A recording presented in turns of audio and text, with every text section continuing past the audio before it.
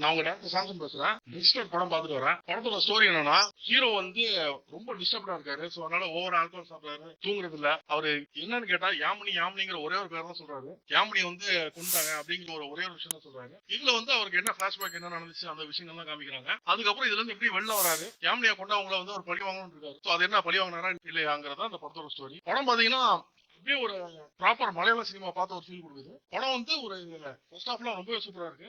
உங்களுக்கு வந்து நிறைய விஷயம் அந்த படத்துல வந்து மெயின் பிளஸ் வந்து பாத்தீங்கன்னா அந்த ஹீரோயின் தான் மெயின் பிளஸ். ஹீரோ வந்து நிறைய ஃபிலிம்ஸ்ல வந்தா கூட ஃபர்ஸ்ட் ஹாஃப்ல அந்த ஹீரோயின் வந்து அந்த அளவுக்கு கியூட்டா வந்து காமிச்சிருப்பாங்க. கொஞ்சம் கிளாமரஸாவே காமிச்சிருப்பாங்க. ஓப்பனிங்லேயே ஒரு சாங் காமிச்சு எல்லாமே அந்த சாங்குல வந்து எடுத்துருப்பாங்க. அந்த ஹீரோயின் வர சீனெல்லாம் நம்ம பார்க்கணும்னு வைக்கிற அளவுக்கு கொஞ்சம் வச்சிருக்காங்க. அதே மாதிரி செகண்ட் ஹாஃப்ல வேற ஒரு ஹீரோயின் வராங்க. ஒரு பார்க்க ரொம்ப பிளசண்டா இருக்காங்க. இது வந்து நல்ல ஒரு சூப்பரான ஒரு ஃபீல் போகுது. ஒரு டிஃபரெண்டான ஒரு ஃபீல் பார்த்த ஒரு ஃபீல் நல்லாவே கொடுக்குது. ஃபர்ஸ்ட் ஹாஃப்லாம் பார்க்கும்போது ஒரு அருமையான படம் பார்த்த ஒரு ஃபீல் கொடுத்துச்சு. செகண்ட் ஹாஃப் போகுது. அதுக்கப்புறம் பாத்தீங்கன்னா இதுக்கெல்லாம் யாரு காரணம் என்ன ஏது அப்படின்னு சொல்லிட்டு ஒன்னு ரிவீல் பண்ணுவாங்க. யூஸ்வலா வந்து ஒரு கிரைம் பேஸ்டா சப்ஜெக்ட்லாம் வந்து ஒரு பிரில்லியன்டான விஷயம் என்னன்னா, நீங்க ஓப்பனிங்லேயே வந்து அந்த கேரக்டர் எங்கேயாவது ஒரு இடத்துல படத்துல காமிச்சிட்டு அதுக்கப்புறம் ஆடியன்ஸ் அதை கெஸ் பண்ணாத மாதிரி நீங்க பின்னாடி கொண்டு நல்லா இருக்கும். பட் இந்த படத்துல வந்து அந்த மாதிரி இல்லாம திடீர்னு ஒரு கேரக்டர் கொண்டு வராங்க. சோ அந்த கேரக்டரை வச்சுட்டு எக்ஸ்பிளைன் பண்றாங்கிற பேர்ல வந்து பயங்கர ஜவ்வா எடுத்துட்டாங்க. ஒரு ஹாஃப் அன் ஹவர் 40 மினிட்ஸ் எண்ட்ல வந்து அந்த அளவுக்கு போர் நம்மளால உட்காரவே முடியல. அதோ உங்க ரீசன் ஒன்று சொன்னாங்க பாருங்க. அதெல்லாம் ஒரு ரீசனான இப்போ ஒரு சைக்காலஜிக்கலா பார்த்தா ப்ராப்ளி ஒரு சின்ன வயசுல ஒரு விஷயம் நடக்கும்போது அது ஒரு ரீசனா எடுத்துக்கலாம்.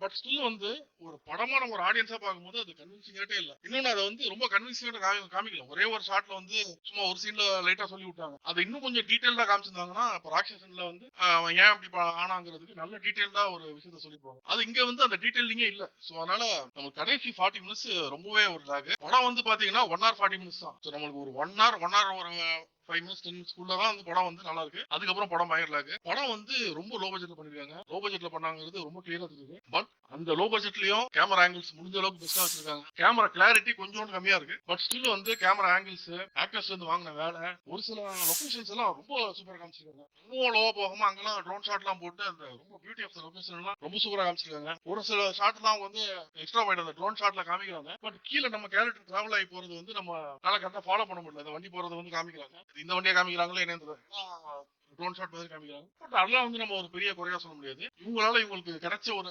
ரிசோர்சஸ்ல என்ன பெஸ்டா பண்ண முடியும் பண்ணிருக்காங்க. சவுண்டிங் வந்து கொஞ்சம் ஓன் ஸ்டைல இருக்கு. சவுண்டிங் இன்னும் கொஞ்சம் அவங்க செலவு பண்ணிருக்கலாம்.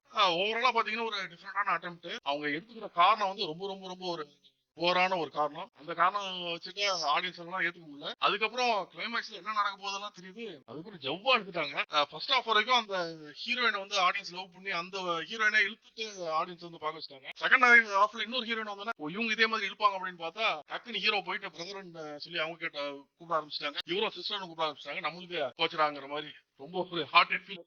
சோ அப்படி இருந்தோம்னா ரொம்ப வேணும்னு ரொம்ப கிளாமர் வச்சிருக்காங்க. படம் ஏ சர்டிபிகேட் தான் வாங்கணும்னு அவங்க முடிவு பண்றாங்க இருக்கு. ரொம்ப அல்ட்ரா கிளாமரா கிளைமேக்ஸ் கிட்ட எல்லாம் இவங்க இந்த பொண்ணு வந்து தனியா கிளம்பி போவா. எதுக்கு அந்த அளவுக்கு ஒரு டைட்டான ஒரு டிஷர்ட் போட்டு போகணுங்கிறதுலாம் தெரியல. அல்ட்ரா கிளாமரா வந்து அந்த பொண்ணை காமிச்சிருப்பாங்க. ப்ராப்ளம் அது ஏ சர்டிபிகேட்டுக்காக அவங்க ஓகே கிளாமர் வைக்கலாம் அப்படிங்கிற ஒரு யோசனை இருந்துச்சு. ஓவராலா நல்ல அட்டெம்ப்ட். உங்களோட பேஸ் தெரியல. அதே மாதிரி கிளைமேக்ஸ்ல அந்த வில்லனை வச்சு பண்றது சுத்தமா உட்கார முடியல. அந்த அளவுக்கு ஒரு ஹாஃப் அன் ஹவர் 40 மினிட்ஸ் எடுத்த நல்ல விஷயத்தெல்லாம் கெடுத்துச்சு. அடுத்த படம் வந்து ஃபுல்லா பெட்டரா பண்றதுக்கு வாழ்த்துக்கள்.